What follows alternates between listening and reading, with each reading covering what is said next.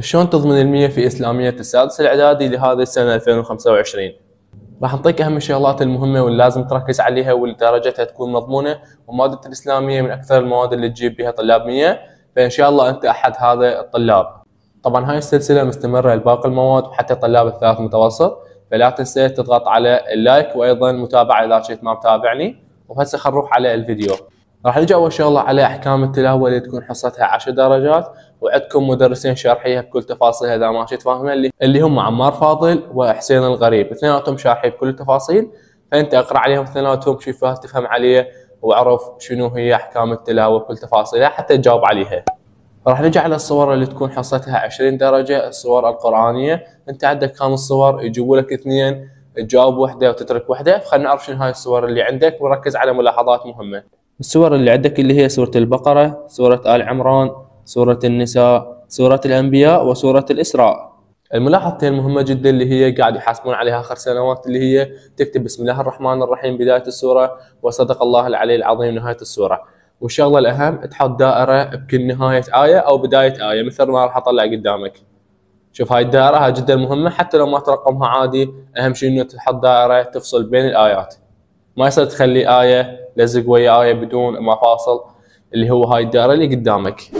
راح نجي على الشغلة الثالثة واللي تكون حصتها 15 درجة، اللي هي التفسير، تفسير الآيات.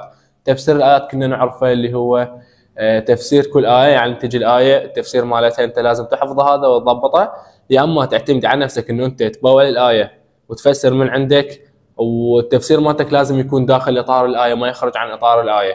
والأضبط لك احفظها نصا حتى تحصل الدرجة كاملة، لأن بالسنوات الأخيرة قام يحاسبون على التعبير اللي هو نقول عليه التعبير من داخل نفسك مو من داخل الكتاب.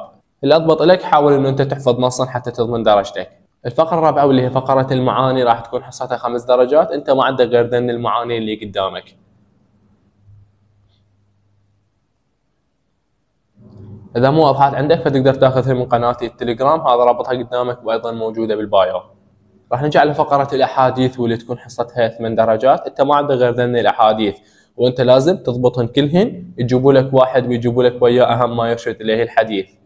أهم ما يرشد إليه حديث تكون حصته 7 درجات، وذني الأحاديث اللي عندك فقط أنت داخلات، اللي هن حسن الخلق، محاسبة النفس، التعاون بين المسلمين، الناجون من النار، الجهاد وكرامة المجاهد.